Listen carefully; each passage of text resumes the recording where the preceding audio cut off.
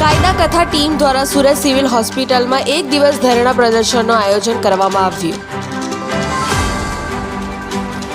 જેમાં સિવિલ હોસ્પિટલની જૂની બિલ્ડિંગ ખાલી કરવા માંગ ઉઠી હતી।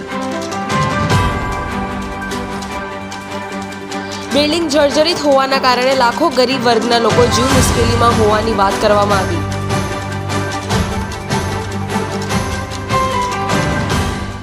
કાયદા કથા ટીમ દ્વારા આજે એક પ્રતિક ધરણાનું આયોજન કર્યું છે, કારણ કે એટલા માટે કરવું પડ્યું છે। આ જે ખંડેર બિલ્ડિંગ છે, છેલ્લા 9 વર્ષથી ખંડેર તરીકે જાહેર થઈ ગયેલું હોવા છતાં આજ દિન સુધી એની અંદર ખાલી મરામત સિવાય બીજું કોઈ કામગીરી કરતા નથી, કારણ કે આ બિલ્ડિંગ ચાલે એવી પરિસ્થિતિમાં નથી।